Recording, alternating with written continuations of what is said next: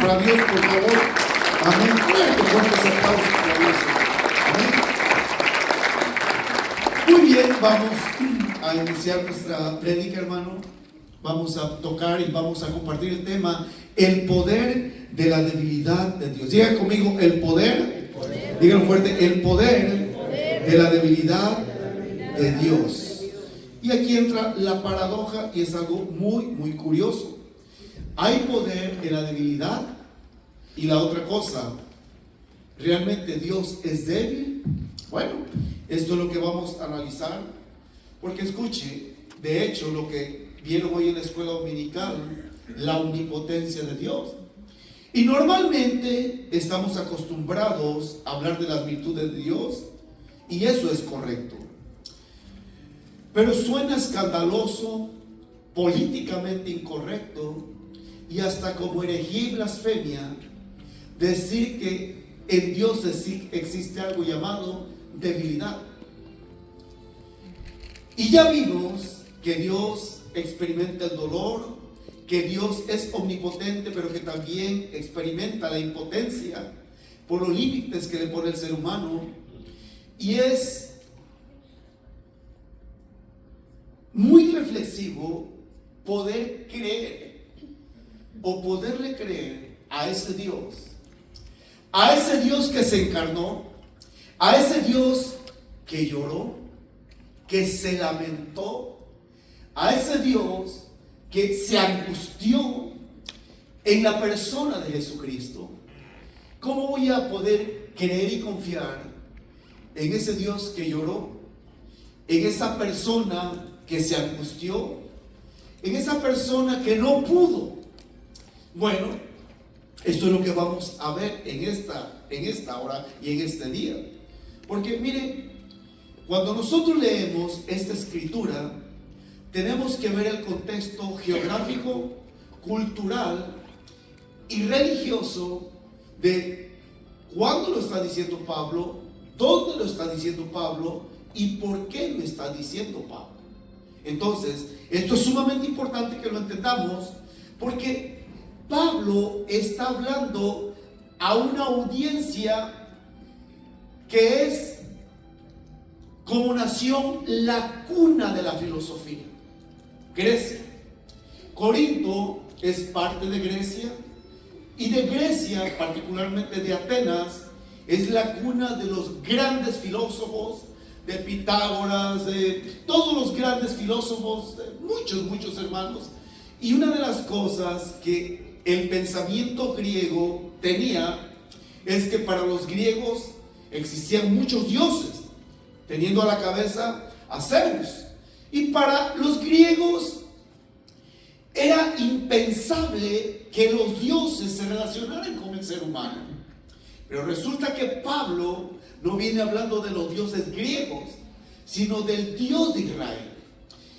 Y lo más tremendo es que Pablo está hablando contextualmente, tomando como el contexto, está hablando de la cruz y del escándalo que representa la cruz para el pensamiento religioso y filosófico de esa época, y sobre todo en la cultura griega. ¿Cómo era posible que este predicador hablara de que Dios mismo fue expuesto a la vergüenza pública? ¿Cómo era posible que ese Dios de Pablo, el Dios de los hebreos, era un Dios que experimentó en carne propia el dolor en su más profunda intensidad? ¿Cómo era posible que ese Dios había experimentado en carne propia la muerte como el peor de los criminales al terminar en una cruz?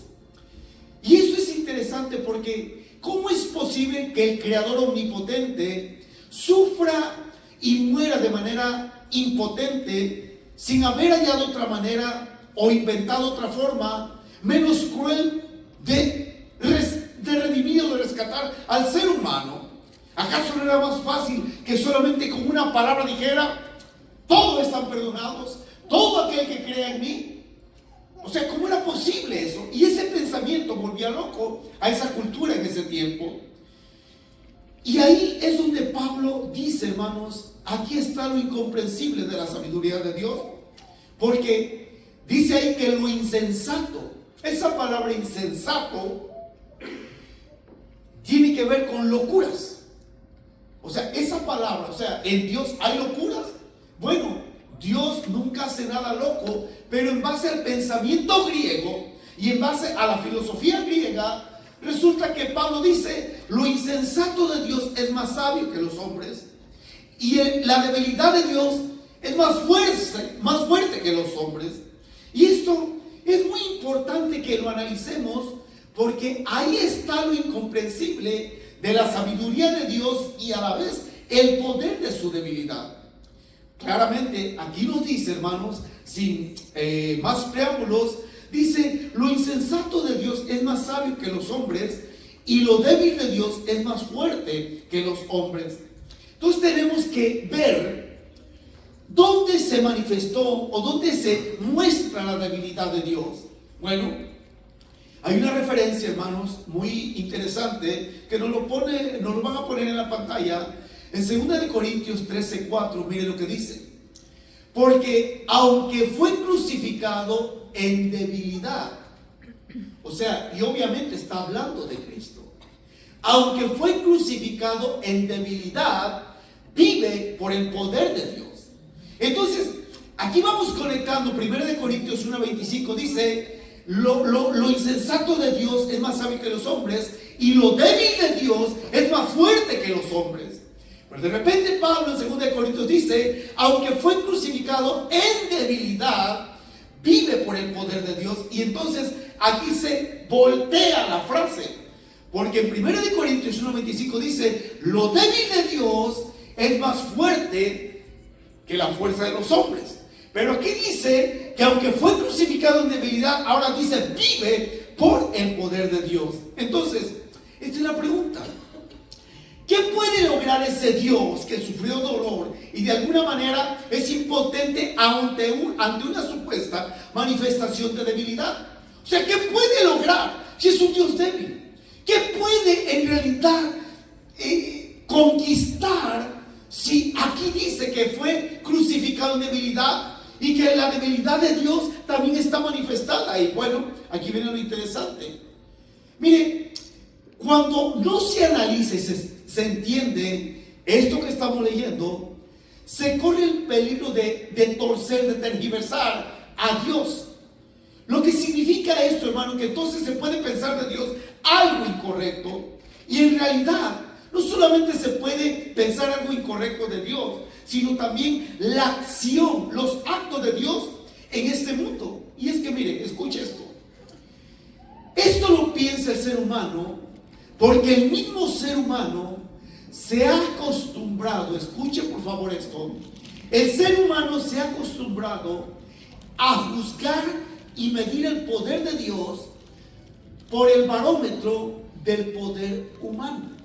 O sea, en este mundo egoísta, en este mundo caído, en este mundo, hermano, que está, como dice la Biblia, influenciado por el enemigo, dar indicios de debilidad es incorrecto. ¿Por qué usted cree que las grandes naciones presumen su poderío militar, presumen su poderío económico, presumen su poderío tecnológico? Porque no quieren mostrar de que son débiles. Y esto es interesante, ¿por qué? Porque de alguna manera hoy, cuando pensamos el poder de Dios, estamos pensando que Dios va a mandar rayos, centellas, el fuego.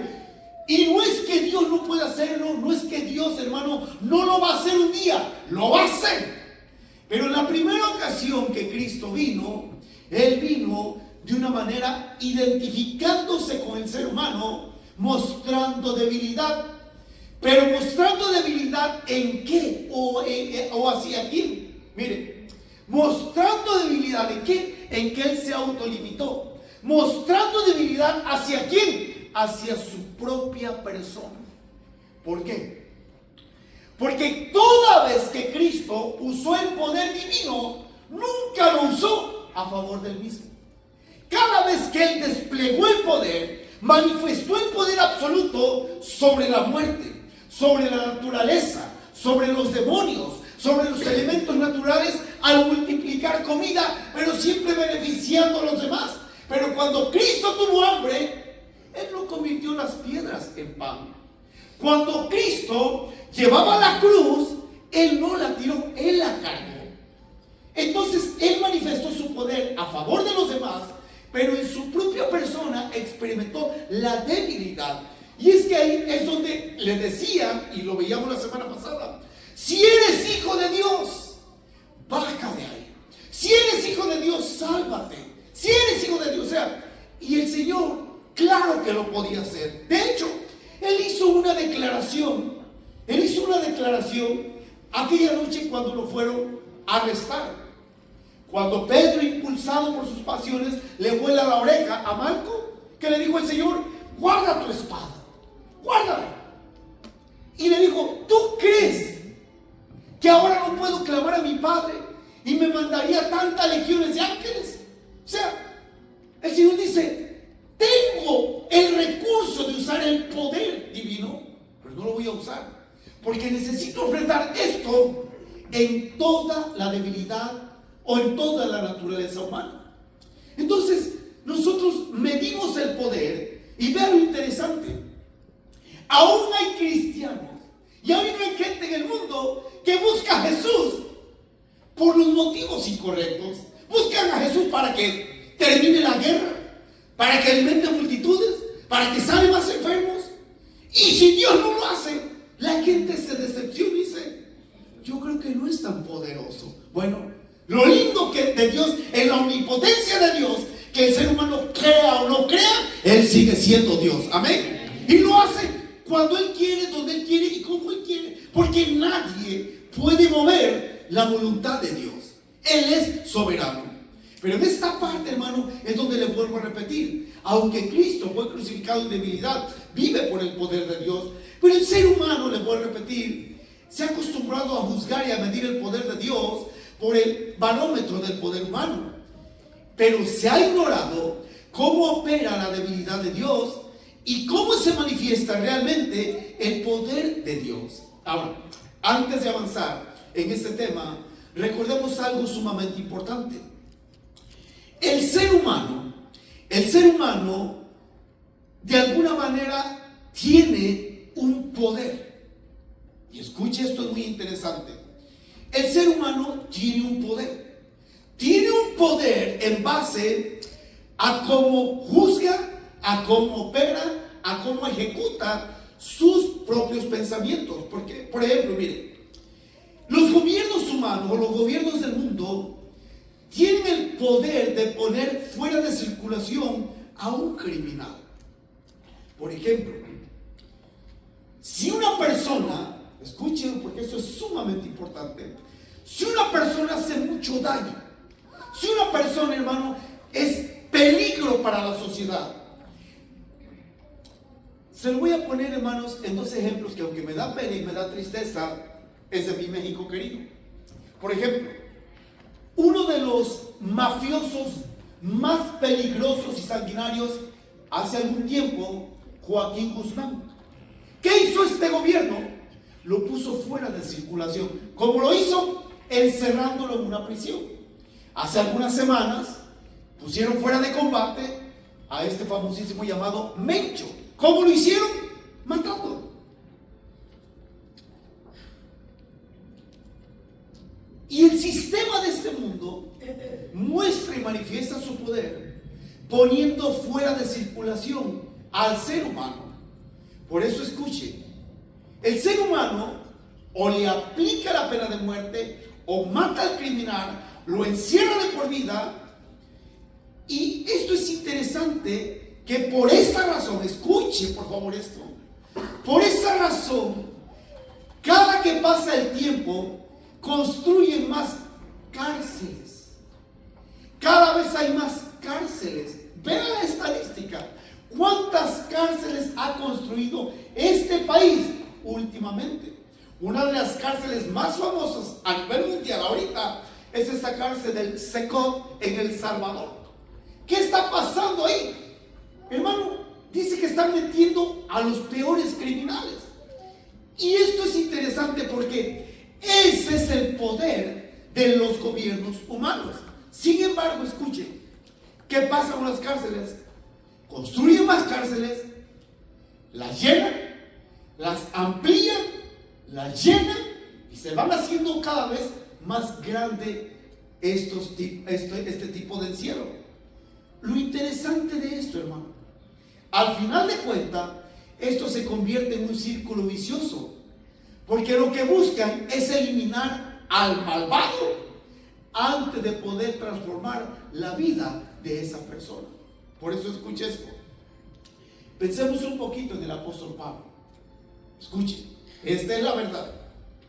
Pablo, antiguo perseguidor de cristianos, apasionado judaizante, fanático religioso y razonable. Pablo, hermano, mire, ¿qué hicieron con el ayatolá de Irán hace 3 semanas? Jamenei. ¿Qué? Lo mataron. Era un radical religioso. Pablo era un radical religioso. Pablo hubiera sido condenado por un tribunal moderno. ¿Qué hace Cristo con Pablo cuando Pablo o Saulo iba a Damasco? Se le aparece. Se le aparece a Pablo. Se le manifiesta a Pablo. Y escuche, ¿el mundo ganó con Pablo? Definitivamente que sí. ¿Por qué? Porque en Pablo Dios ganó un mensajero, un heraldo, un pregonero. Y eso, ¿qué hubiera perdido el mundo si Pablo muere? ¿Qué hubiera perdido el cristianismo si Dios mata a Pablo? Y se da cuenta que Dios, en vez de eliminar, borrar a Pablo, lo transforma, lo cambia. Y aquí entra lo interesante. ¿Por qué? Porque cuando Pablo tiene esa experiencia con Cristo, Cristo ¿le pisoteó la voluntad a Pablo? No, no le pisoteó la voluntad, además, no le dominó la voluntad. Pero por la experiencia que Pablo tuvo, Pablo voluntariamente rindió su voluntad a alguien que era el único que le podía cambiar la vida. Porque escucha esto es interesante. Dios con su poder, escuche esto, Dios con su poder no elimina lo indeseable, lo redime. Cristo no destruye la personalidad del individuo, la transforma. Y por eso es que Pablo, escuchen esto, hermanos, Pablo lo dijo de una manera que nosotros pocas veces la vemos. Vean lo que dice Romanos 1:16, ahí nos lo van a poner, dice: porque no me avergüenzo del evangelio, porque es que poder de Dios. ¿Pero para qué ese poder? ¿Para qué es el poder? Para salvación, no es para destrucción. Miren, el poder de Dios no es para aplastar, no es para humillar, no es para avergonzar, no es para eliminar. El poder de Dios es para salvación. Entonces, si el poder de Dios es para salvación, ¿para qué es la debilidad de Dios? Esta es la pregunta. Si el poder de Dios es para salvación, entonces, ¿para qué es la debilidad de Dios? Y ahí es donde nos quedamos muy cortos en poder no entender, pero poder creer cómo opera y cómo actúa Dios. Porque por eso ahí claramente podemos ver que el poder de Dios es para salvación. No es para aplastar, no es para humillar, no es para destruir, es para redimir, para liberar y para restaurar. Pero miren lo tremendo, hermanos. Esto que les voy a decir como que no encaja en nuestra filosofía. Escuche esto, mire. Hay veces que queremos dar aires de mucha espiritualidad. De mucha espiritualidad. Pero en realidad, mire, somos tan poco espirituales y tan imperfectos que creemos que cuando usamos la fuerza somos poderosos. Pero se acuerda, hermano, que Pablo dijo que él dijo: cuando soy débil es cuando soy fuerte. Y aquí, esa frase, cuando Pablo dice cuando soy débil es cuando soy fuerte, sabe que esa misma frase se aplicó a Cristo. Que cuando Cristo manifestó y mostró la máxima expresión de debilidad, es cuando verdaderamente ocurrieron cosas más allá de nuestra comprensión. Y ahora se lo voy a explicar. Porque mire, vamos a regresar, y ahí nos lo van a poner en la pantalla. 2 Corintios 13:4. Vamos a volver a analizar esto. Porque aunque fue crucificado en debilidad, vive por el poder de Dios. Y aquí entra algo, hermanos. Aquí entra algo tan interesante. Entonces, si el poder de Dios sirve para salvación, ¿para qué sirve la debilidad de Dios? Si el poder de Dios es para levantar, para restaurar, para liberar, hermano, para bendecir, entonces, ¿para qué sirve la debilidad de Dios? ¿Y en qué está básicamente? ¿En dónde está la esencia de la debilidad de Dios? Bueno, por favor, entiéndase lo que voy a decir. Primeramente tenemos que ver, esto es muy importante, en realidad, ¿dónde se mostró o dónde se manifestó la debilidad de Dios? ¿En quién se mostró y se manifestó la debilidad de Dios? ¿Y cómo conquistó esa debilidad? Bueno, estas tres preguntas o estas tres frases tenemos que analizar. Lo primero, ¿en quién se manifestó la debilidad de Dios? En la persona de Jesucristo. Ahí claramente dice, aunque fue crucificado en debilidad, o sea, en Cristo se manifestó la debilidad de Dios. Lo segundo, ¿dónde se manifestó la debilidad de Dios? ¿Dónde se manifestó? ¿Saben? La debilidad de Dios se manifestó en la cruz. Y aquí voy a profundizar un poquito. Voy a profundizar. Hermanos, escuchen por favor esto. A Dios le plació, y por eso leíamos en 1 Corintios 1:25, lo insensato de Dios es más sabio que los hombres. Y aquí viene la pregunta reflexiva. Solo a Dios se le ocurrió, en su sabiduría, manifestar la máxima expresión de su sabiduría en una cruz. ¿Por qué no desplegó un poder destructivo? ¿Por qué no desplegó palabras que le evitaran todo el dolor? Ahora, ¿por qué no el Señor, después de que nació, después que hizo muchos milagros, por qué no solamente fue ascendido a los cielos y fue sentado a la diestra del Padre, coronado de gloria y de honra?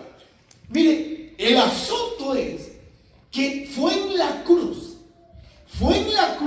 hermanos, donde la debilidad alcanzó la victoria máxima.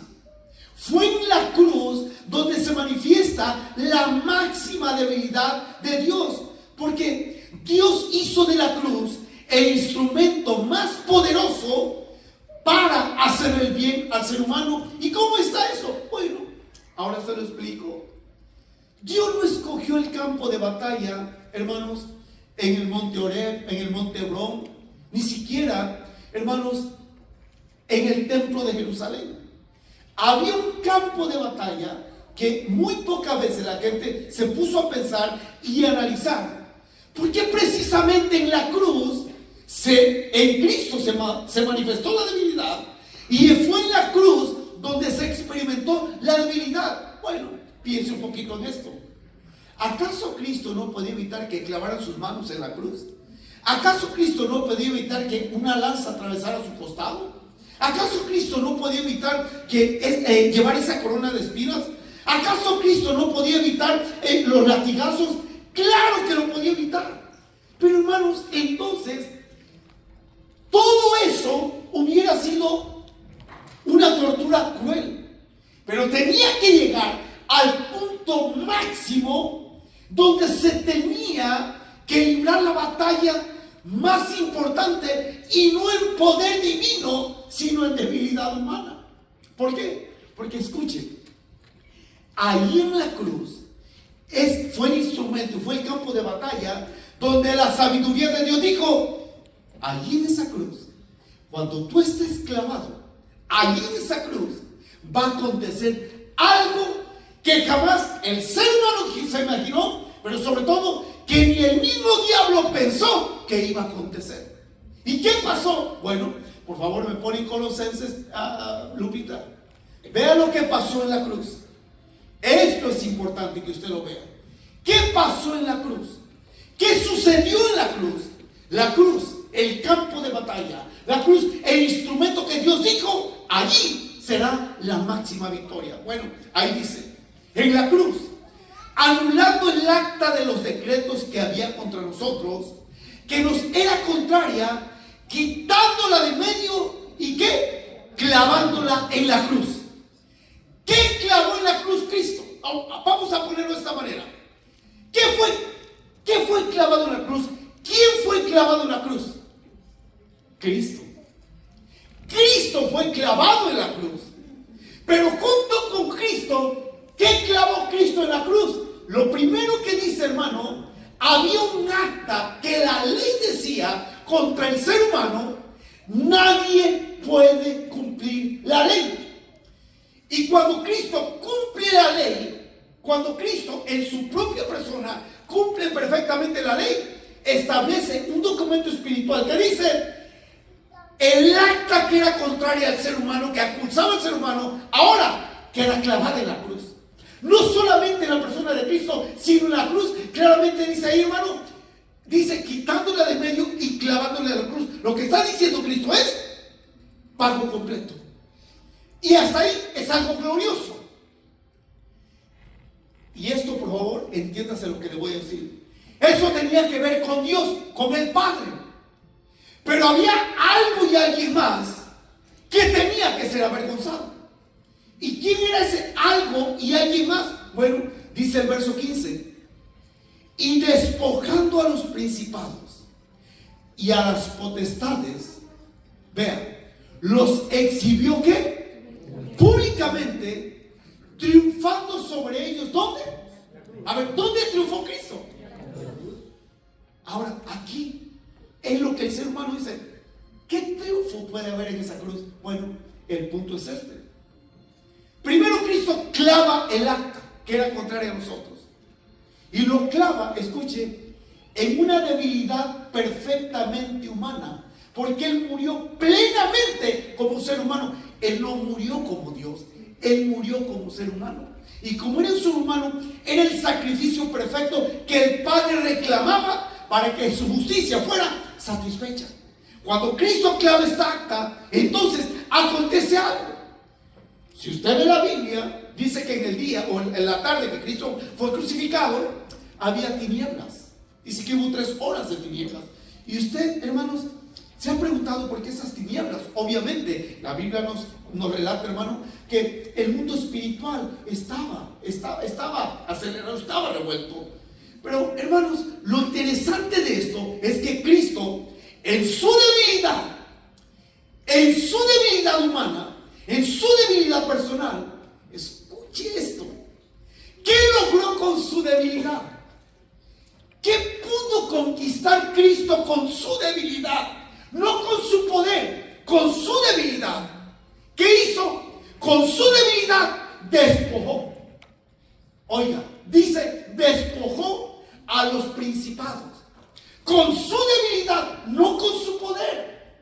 Entiendas esto. Con su debilidad Cristo despojó a los potestades. Con su debilidad los exhibió públicamente. Con su debilidad triunfó sobre ellos en la cruz. Con su debilidad. Esto espero que usted lo capte. Cristo triunfó en la cruz no con el poder divino. Cristo triunfó en la cruz con su debilidad. ¿Por qué? Porque ahí no usó usó absolutamente nada del poder divino. Y esto es tremendo. ¿Por qué? Porque esto es lo paradójico. Si Cristo, escuche, Cristo con su poder, Cristo con su debilidad tuvo poder para despojar, para exhibir y para triunfar sobre Satanás y todos sus demonios. ¿Qué hubiera pasado si Cristo triunfa con su poder? ¿Saben lo que hubiera pasado? En ese instante manda al infierno a Satanás y a todos sus demonios. Y aquí está la paradoja. Vea lo glorioso.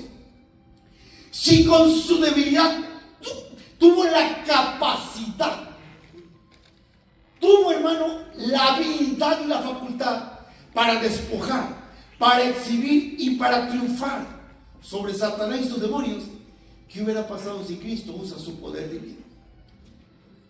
Y aquí entra algo que a usted lo va a sorprender. Entiéndase por favor esto que le voy a decir.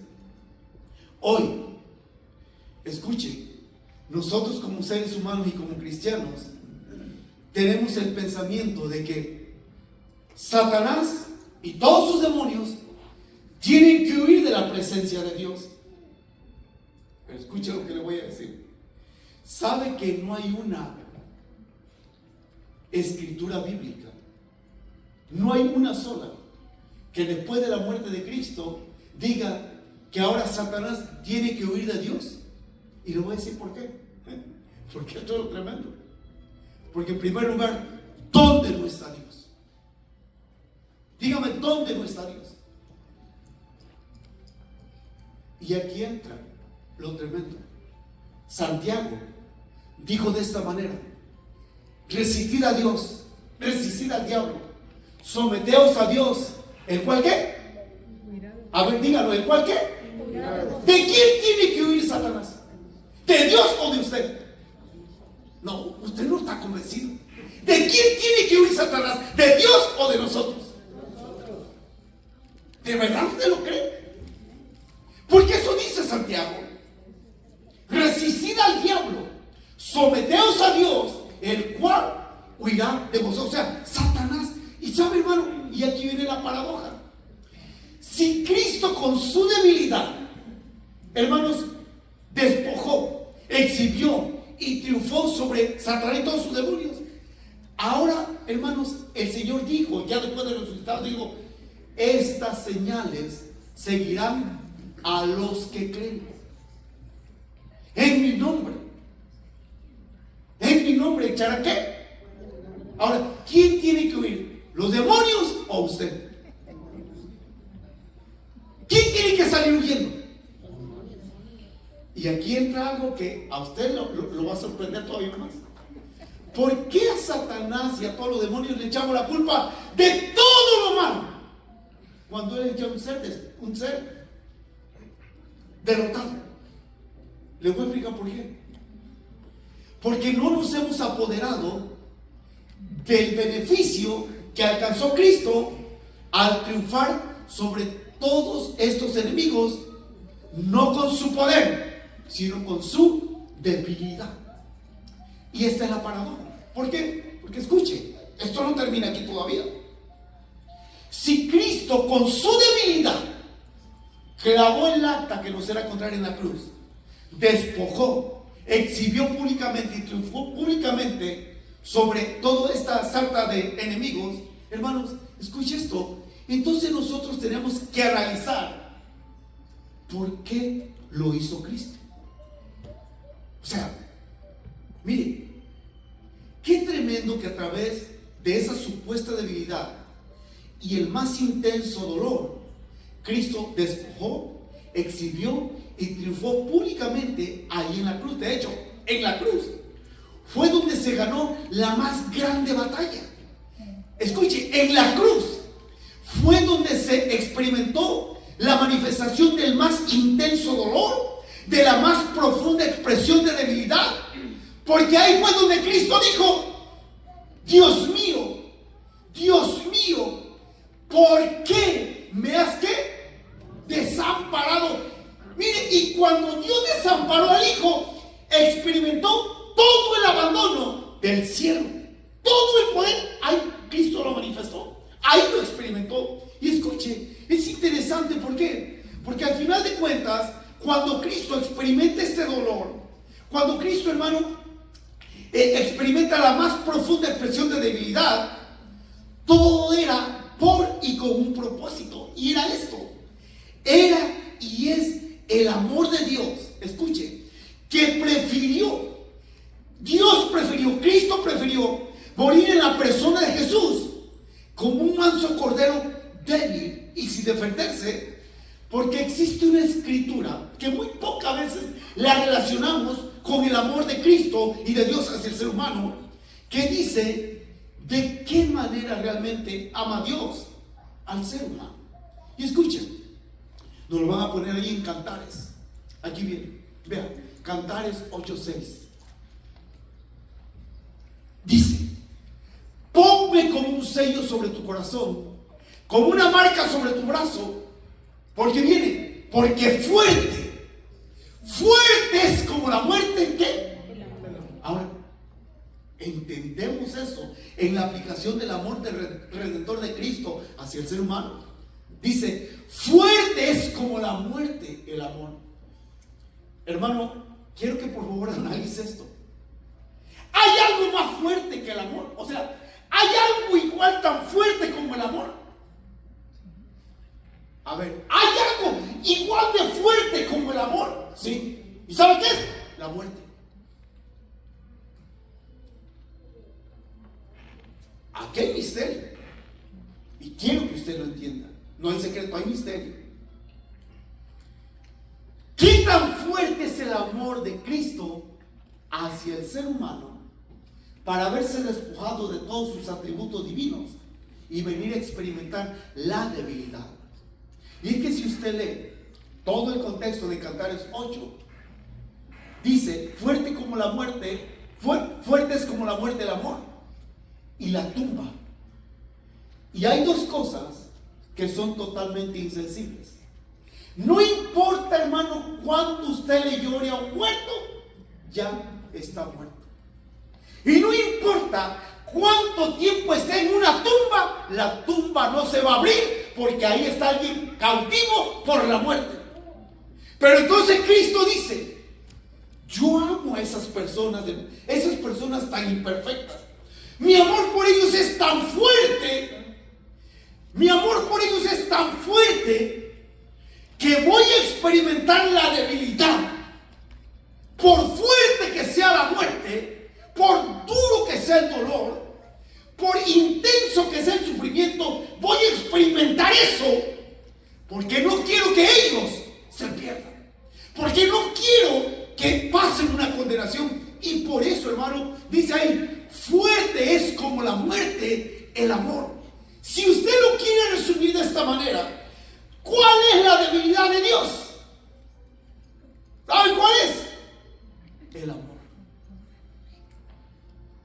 No hay cosa que, hermano, a Dios le conmueva el corazón. ¿Sabe qué es? El amor. Cuando te ve a ti, cuando me ve a mí, mire, esto está tremendo porque yo lo escribí ahí. Escuche, por favor, esto. Nosotros como cristianos estamos acostumbrados y hasta en ocasiones nos complacemos en creer un Dios cruel, iracundo, enojado, caprichoso, egoísta. Porque cuando pecamos, Señor, yo sé que me viene un gran castigo, yo sé, Señor, mira, vendrá la disciplina, vendrá la corrección, pero Dios no te deja de amar como antes que pecaras. En otras palabras, te lo voy a poner de esta manera. Wow, creo que ya están entendiendo un poquito. Se lo voy a poner de esta manera. Aun cuando usted peque, no hay un acto humano que usted haga que agrande su salvación. Pero también cuando usted y yo pecamos, no significa que la salvación se reduce. La salvación sigue siendo igual. ¿Por qué? Porque el sacrificio de Cristo es tan perfecto, tan eterno, tan completo, que por eso Él dijo, te amo tanto, sé que la muerte es dolorosa, Sé que la muerte es fuerte. Sé que la muerte es algo intenso. Sé los dolores que voy a pasar. Pero es glorioso cuando dice Cristo, hermanos, yo he venido a dar vida y vida en abundancia. ¿Qué ha venido a dar Cristo? Vida, hermano. Cristo no ha venido a darte condenación. Cristo no ha venido a darte ni siquiera, hermano, el castigo que merecíamos. Cristo ha venido a darnos vida. ¿Por qué? Porque Él te ama tanto. Y el amor de Él es tan fuerte que dice, prefiero hacerme débil yo. Prefiero sufrir yo. Prefiero experimentar yo. Prefiero ir a la tumba yo. Para que tú evites todo eso. Por eso, si reflexionamos un poquito, ¿cuál es, por decirlo de alguna manera, la mayor debilidad y el mayor atributo de Dios? ¿Sabe cuál es? El amor. ¿Por qué? Escuche esto. Porque Dios es. ¿Dios es qué? Ahora, ¿Dios es dolor? Dios no es dolor. ¿Quién sufrió el dolor? Cristo. ¿Quién enfrentó la muerte? Cristo. ¿Quién resucitó? Cristo. Por eso claramente, si me ponen el verso anterior, Lupita, por favor, el de 2 de Corintios dice, porque aunque fue crucificado en debilidad, vive por el poder de Dios. Y esto es lo tremendo, hermano. ¿Por qué? Porque escuche el amor de Cristo hacia nosotros fue fuerte como la muerte. ¿Por qué? Porque Cristo traspasó el umbral de la misma muerte, de la muerte misma. Cristo nos amó y se entregó a sí mismo por nosotros. Eso dice Gálatas 2:20. Gálatas 2:20 dice que Cristo se entregó por amor a mí. Y después en Romanos capítulo 5 verso 8 dice, mas Dios muestra su amor para con nosotros en que siendo aunque pecadores, Cristo ¿qué? Vea que dice, murió. No solamente sufrió, no solamente padeció, no solamente se lamentó. Cristo literalmente murió. ¿Por qué? Porque aquí está la clave más importante. ¿Quién es el único que podía vencer la muerte y salir de la tumba? No era Noé, no era Job, no era Abraham, no era Moisés. El único que podía vencer a la muerte y a la tumba es nuestro Señor Jesucristo. Así que le voy a decir algo tan tremendo. Esto es muy tremendo, hermanos. Nosotros estamos más dispuestos a creer y servir a un Dios tirano, a servirle con miedo, a servirle con pavor, a servirle, hermano, con inseguridad. Híjole, y si Dios envía un rayo y me elimina, mire, si Dios lo quisiera hacer, ya lo hubiera hecho. Yo le voy a decir algo. Si Dios hubiera querido levantar a la hermana que abrió el servicio, mire, manda una centella aquí, la pulveriza. Porque al final de cuentas, si Dios quisiera eliminar al grupo de alabanza, si Dios quisiera eliminarnos a nosotros, ¿sabe qué? Manda una rayo, una centella y nos pulveriza. Porque al final de cuentas, ¿quién es digno de estar delante de Él? Nadie. Absolutamente nadie. Y no interesa, hermano, los actos humanos que hagamos.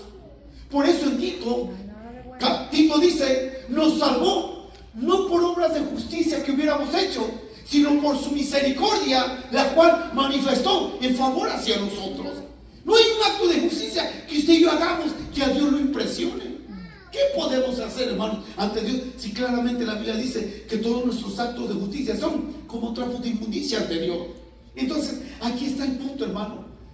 Fuerte como la muerte es el amor. Pero me ponen cantar eso otra vez, técnica, por favor. Técnica, por favor. Porque aquí viene algo, dice, ponme como un sello sobre tu corazón, como una marca sobre tu brazo. Y yo le digo algo, ¿cuántas marcas tiene Cristo en los brazos? Por causa del amor. Es más, pregúntese, ¿qué marcas tiene Cristo por causa del amor hacia nosotros? Cuando Tomás, ¿qué dijo? Si yo no veo los agujeros en sus manos y no veo su costado atravesado, yo no voy a creer. 3 días después, Cristo le dijo a Tomás, Tomás, mete tu dedo, mete tu mano aquí y cree, no seas incrédulo. Yo le digo algo glorioso. Algo que, hermanos, es totalmente incomprensible. Hasta la eternidad, Cristo llevará esas marcas. ¿Usted entiende eso? O sea, cuando menos un poquito de iluminación llega a nuestra masa gris, de que en la eternidad, cuando usted y yo veamos a Cristo cara a cara, en algún momento veremos sus manos perforadas, sus pies perforados. Y sabe, ahí es donde caeremos agradecidos, admirados, y le diremos: gracias por morir por mí, gracias por sufrir por mí, gracias por vencer por mí. Porque, hermanos, vea lo lindo. Nuestro cuerpo que actualmente tenemos, a muchos de nosotros no nos gusta. O sea, ¿quién quiere un pedazo de este costal de hueso? ¿Quién quiere un pedazo de esta carne corrupta? Nadie. Yo no quiero un pedazo. O sea, de su cuerpo, nada. O sea, dice que nosotros, hermano, un día les voy a enseñar una predicación, hermano, que dice que en el Antiguo Testamento la gente, cuando se rebeló contra Dios, se volvieron hasta caníbales. Ahí está la Biblia. A veces que vemos así al vecino y uno dice: dan ganas de morderle, buena carne aquí, o sea, pero, hermano, toda esta carne corrupta no va a heredar el reino de Dios. Nada. ¿Y saben qué es lo lindo? Que usted y yo, en la eternidad, no llevaremos una sola cicatriz, una sola marca, una sola huella de todo el pecado que nos deja en este mundo. Pero Cristo, ¿qué llevará por la eternidad? Las huellas de los clavos, las huellas de esa lanza. Hermano, Cristo lo llevará. ¿Y sabe por qué? Porque tiene que haber evidencia de cuán fuerte nos amó a nosotros. Bendita gracia de Dios, hermanos, que Él lo hizo por nosotros. Y vamos a seguir avanzando en esto, hermano. Mire, hoy, hermanos, en realidad, nosotros no estamos creyendo como Dios quiere que creemos. ¿Por qué? Cuando vemos a Jesucristo, que es la perfecta revelación del Padre, miren, no vemos lo que muchas veces queremos ver. Es más, vemos, en base a la Biblia, a un Jesucristo en debilidad, a un Jesucristo que lloró, que gimió, a un Jesucristo que dependió del Padre, a un Jesucristo que sintió tristeza, dolor, angustia, abandono. ¿Y por qué lo hizo? ¿Por qué Él experimentó esa debilidad? Para que usted y yo no la experimentáramos. Por eso, ¿qué fue lo que dijo Pablo? Cuando soy débil, es cuando soy fuerte. ¿En quién? No en mis propias fuerzas, sino en la gracia de Dios, en la victoria de Cristo. Y con esto voy a terminar, hermanos, aunque usted no lo crea. Hermanos, iglesia, ¿pudiéramos decir hoy que Cristo sigue en debilidad? No, ya no. Él experimentó una sola vez. Así como una sola vez ofreció un sacrificio, Cristo viene otra vez. Pero ¿sabe qué es lo lindo? Que Él no viene a salvar a nadie. La primera vez que Cristo montó un animal en este mundo, usted conoce la historia, que montó un burrito cuando entró a Jerusalén. Pero usted ha leído en la Biblia que ahora Cristo viene montado no en un burrito, sino ahora viene montado en un caballo blanco. Y aunque se lo he dicho muchas veces, ¿cuál es la diferencia entre una y otra vez? La cultura oriental, hermanos, tenía esta costumbre.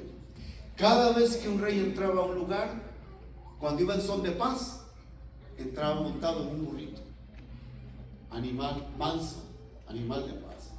Cuando Cristo entró a Jerusalén, Él entró en un plan de paz. Pero cuando un rey entraba a cierto lugar en un caballo, ¿saben en qué plan iba? En plan de guerra. Por eso, la segunda vez que Cristo se manifieste, ya no viene montado en un burrito. Es más, Apocalipsis relata claramente que dice que Cristo vendrá en poder y gloria, y todo ojo le verá. ¿Sabe qué es lo lindo? Él ya no viene en debilidad, hermano. Él ya no viene a salvar absolutamente a nadie. ¿Por qué? Porque todo lo que él tenía que hacer ya lo hizo. Él ya no tiene que hacer absolutamente nada. Así que hoy, esta es la otra paradoja. Y lo digo con mucho respeto, porque esto se va a publicar en YouTube, en Facebook. Pero por favor, ¿cuántos siguen pensando en un Cristo débil? ¿Cuántos siguen creyendo en un Cristo que está en una cruz? ¿Cuántos siguen creyendo en ese Cristo que todavía sangra? Amigos, Cristo no se quedó en la cruz. Cristo fue bajado, fue envuelto, fue sepultado, pero 3 días después resucitó con poder y gran gloria. Por eso el Cristo, a ver, ahí lo cantábamos. Este es el Cristo que yo predico y no me canso de predicar. Aunque obviamente ahí hay algo que no encaja. Él sana a los enfermos, reprende a los demonios. No, Cristo ya no tiene que reprender a nadie. ¿Quién tiene que reprender a los demonios? Nosotros, por el poder del nombre de Cristo. Por eso, ¿sabe? Ese es el poder de Dios. Pero ¿dónde se manifestó la debilidad de Dios? Mire, esto es tremendo, hermano. ¿Por qué? Porque el Señor Jesucristo, si hoy alguien, hermanos, que no digo que no puede existir, pudiera tener la experiencia de ver a Cristo en su gloria, hay una referencia bíblica. Dice en Hechos capítulo 9 que como a la hora del mediodía iba Pablo rumbo a Damasco. De repente una luz del cielo, dice que más brillante que el sol. Escucha esto. Usted puede salir aquí, hermanos, pero estamos en Occidente, en América. Aquí no es desierto, pero el desierto de Medio Oriente, el desierto de allá, que es más caliente, y que en el desierto es donde el sol, hermanos, pega con todo su esplendor. ¿Qué pasó con Pablo, con Saulo, cuando tuvo esa experiencia? Dice que cayó al suelo y quedó como ciego, solamente de una experiencia. Y sabe lo lindo, hermanos, que por eso es que el Señor hoy, si Él hiciera un despliegue de su poder, ¿sabe cómo terminaría la gente? Ciegos, en el suelo. O sea, totalmente, hermanos. Y el Señor no vino a eso, Él vino a levantar. Él vino, hermanos, en realidad a experimentar la debilidad para que usted y yo pudiéramos experimentar el poder de Él en nuestras vidas. Por eso, hermano, ¿dónde está la debilidad de Dios? ¿Cuál es la debilidad más grande de Dios? El amor. Cuando Él ve al pecador, no lo ve con ira, con coraje, con furia. No, ¿sabe? Cuando ve al peor de los pecadores, dice: yo te sigo amando, yo te sigo prolongando mi misericordia. ¿Por qué? Porque Dios es amor. Dios no es dolor, Dios es amor. Por eso Él fue llamado, ¿qué? Varón de dolores. Él en su persona, ¿para qué? Para que usted y yo no experimentemos el dolor eterno. Así que, hermanos, ahí está el poder de la debilidad de Dios. Porque fuerte como la muerte es, ¿qué? El amor. Mire, así como, hermanos, Dios estuvo dispuesto a morir por el ser humano, de ese calibre o de ese tamaño, de esa intensidad, es el amor de Dios por cada uno de nosotros. Ahora, el ser humano toma una decisión. Cada ser humano toma una decisión. ¿Qué vas a hacer con Cristo? ¿Qué vas a hacer con Él? ¿Sigues jugando al cristianito? ¿Sigues jugando a que viene y no viene? Bueno, te voy a decir algo. Mientras hay vida, uno puede experimentar el amor de Dios. Pero llega el momento y viene el día en que ya el ser humano no conocerá el amor de Dios. Conocerá la ira de Dios, la furia de Dios. Miren los juicios que revela Apocalipsis: los 7 sellos, las 7 copas, las 7 trompetas. Hermanos, hay una frase que dice: Dios nos libre. Bueno, te digo algo, Dios nos quiere librar, pero el ser humano no quiere ser librado. Por eso vienen cosas muy terribles, hermano. Por eso Apocalipsis dice: que habrá un tiempo que la gente buscará la muerte y la muerte huirá de él. Piense el sufrimiento. Y el Señor nos quiere evitar todo eso. Así que en la cruz clavó el acta. En la cruz despojó, exhibió, triunfó y avergonzó públicamente a todos los demonios y a todos sus huestes. Amén. Le damos un aplauso a nuestro Dios y vamos a poner sobre nuestros pies. Nunca se avergüence del Evangelio, porque es poder de Dios. Vamos a orar y dele gracias a Dios